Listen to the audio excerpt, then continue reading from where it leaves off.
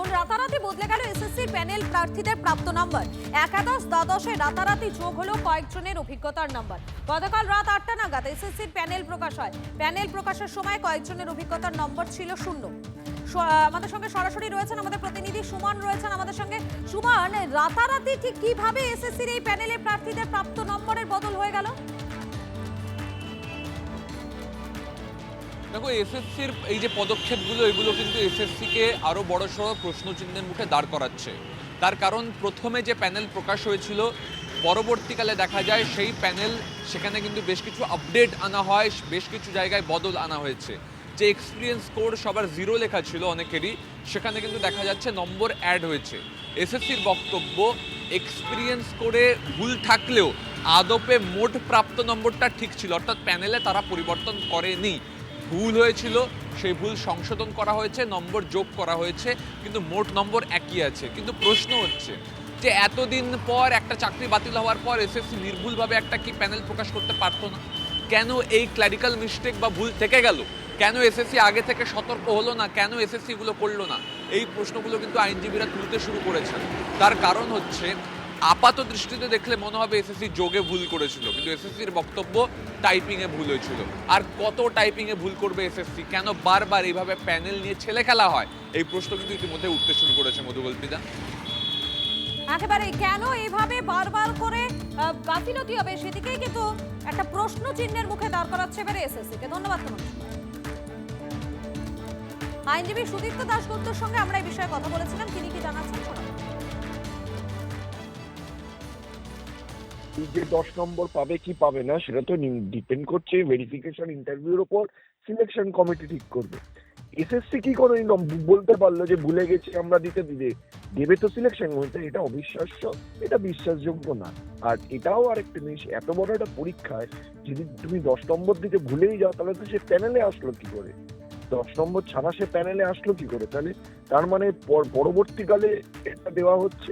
2016 সালেও প্রথম দিক থেকে এসএসসি একটা কথাই বলে আসছিল, আমাদের ক্ল্যারিক্যাল মিস্টেক হয়েছে। আলটিমেটলি দেখা গেল ওটা ক্ল্যারিক্যাল মিস্টেক না, ওটা একটা ইচ্ছাকৃত দুর্নীতি। এবারও এই বলেই শুরু করলেন তারা, সেটা একটা ক্ল্যারিক্যাল মিস্টেক।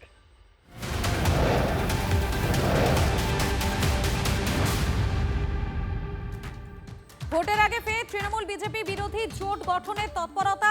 সিপিএম কংগ্রেসকে জোট বার্তা আইএসএফ বিধায়ক নওশাদ সিদ্দিকী। এই মাসের মধ্যেই জোট প্রক্রিয়া শেষ করার আহ্বান নওশাদের। বাম কংগ্রেসের সঙ্গে আলোচনা চলছে, দাবি আইএসএফ বিধায়কদের।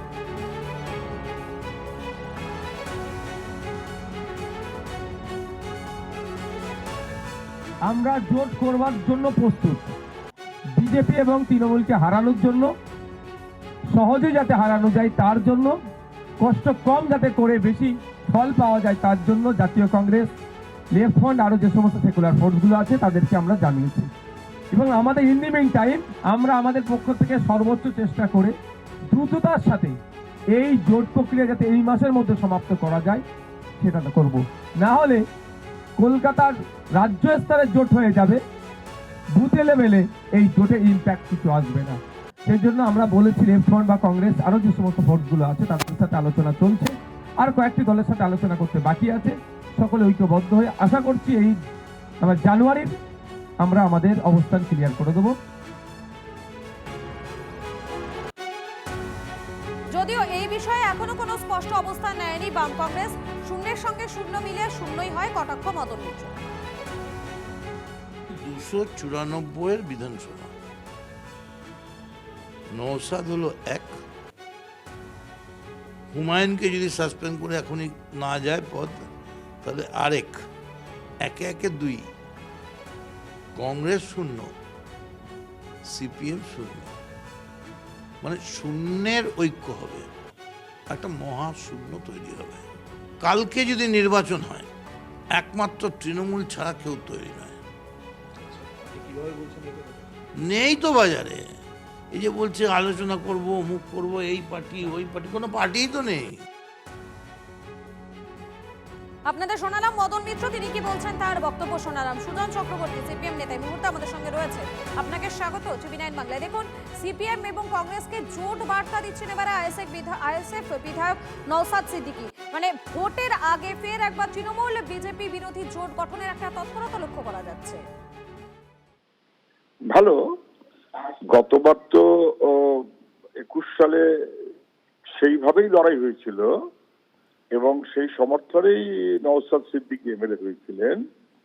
ফলে লাস্ট বিধানসভাতে একসাথে লড়েছে, মানে নতুন করে বার্তা রোজ রোজ দেওয়ার তো দরকার হয় না, এটাকে অপারেট করা, এটাকে কার্যকরী করা, সেইটা নিশ্চয়ই আইএসএফ আলাপ আলোচনার মধ্যে আছে, না বোঝার কোনো কারণ নেই। কিন্তু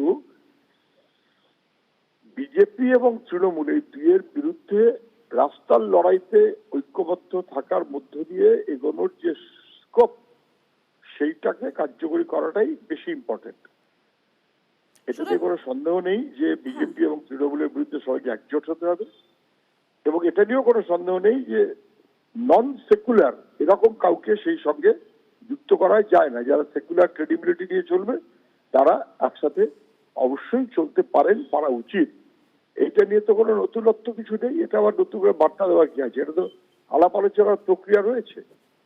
না, যদি আসন্ন নির্বাচনের আগে জোট বাঁধার তিনি যদি বার্তা দিয়ে থাকেন, তাহলে আপনারা কি ভাবছেন, এই জোট কি হবে আসন্ন বিধানসভা নির্বাচনের আগে? আমি বলছি এইটার কোয়েশ্চেনই তো ওঠে না। এবার যদি এমনটা হয় যে গত বিধানসভায় জোটে চলা হয়েছে, লোকসভায় চলেনি বলে হয়তো ওদের মনে হতে পারে বার্তা দেওয়ার দরকার আছে, সে কথা বলে নেবে, কোনো অসুবিধা নেই কিছু। আমি যতটুকু বুঝি এই আলাপ আলোচনার প্রক্রিয়ার মধ্যেই আইএসএফও আছে। ধন্যবাদ আপনাকে।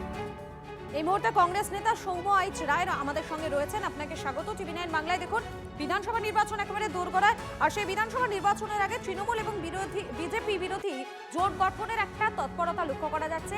সিপিএম এবং কংগ্রেসকে জোট বার্তা আইএসএফ বিধায়ক নওশাদ সিদ্দিকীর। আপনারা কি ভাবছেন? দেখুন, রাজনীতিতে সবসময় সম্ভাবনা এবং সম্ভাবনা বা নিশ্চয়তা দুটোই সমানভাবে চলে, নিশ্চয়তা বলে কিছু থাকে না। সর্বভারতীয় কংগ্রেস কমিটি সিদ্ধান্ত নেয়, অল ইন্ডিয়া কংগ্রেস কমিটি, রাজ্য কংগ্রেস প্রশাসন যারা আছেন নেতৃত্ব, তারা সে দায়িত্ব নিয়ে সেটাকে পার্সু করেন, তারা সিদ্ধান্ত নিয়ে সেটাকে পাঠান। দেখুন, আমরা মনে করি যে পশ্চিমবঙ্গে এক ভয়ঙ্কর শক্তি মানুষের সামনে রয়েছে, তার নাম হচ্ছে তৃণমূল কংগ্রেস। দুর্নীতি, চুরি, লুটপাট ইত্যাদিতে জনজীবন বিপর্যস্ত। সমানভাবে সর্বভারতীয় ক্ষেত্রে বিজেপির আগ্রাসন, ধর্মীয় বিভাজন করে এ রাজ্যে ক্ষমতার কে ভাগ করার যে চেষ্টা করছে, মানুষকে ভাগ করার চেষ্টা করছে, তার বিরুদ্ধে লড়াই করতে হবে। বিজেপি এবং তৃণমূলের বিরুদ্ধে সবসময় আমরা মনে করি যে অসাম্প্রদায়িক শক্তি যদি একসঙ্গে আসে তাহলে এই দুটো শক্তির জন্য বিপদ, এবং বিরোধী ভোট যাতে ডিভিশন না হয় সেদিকে সব রাজনৈতিক দলের মনে রাখে। সেখানে নওশাদ সিদ্দিকীরা বলেছেন, আহ্বান জানিয়েছেন, আমরা শুনেছি, কিন্তু সিদ্ধান্ত আমরা এখনো দেরি আছে। হলে তো ভালোই হয়, কিন্তু সিদ্ধান্ত সর্বভারতীয় কংগ্রেস কমিটি নেবে এবং বিধানসভা নির্বাচনের আগেই যা করার করবেন, সেক্ষেত্রে দেখা যাবে। অর্থাৎ কিন্তু আপনারা বলতে চাইছেন এই জোট যদি হয় তাহলে আসন্ন বিধানসভা নির্বাচনে তাহলে ভালোই হবে। দেখুন, নির্বাচনের আগে আমরা সবসময় মনে করি যে ভোট যদি বিরোধী ভোট ভাগ হয় তাহলে বিজেপি এবং তৃণমূলের এই রাজ্যে সুবিধা হবে, এটা পরিষ্কার দিনের আলোর মতো। এর মধ্যে কোনো বড় ম্যাথামেটিক্যাল ক্যালকুলেশন লাগে না। তো ফলে ভোট যদি ডিভিশন হয় তৃণমূল এবং বিজেপির সুবিধা হবে, সেটা কখনোই বিরোধী দলরা চাইবে না।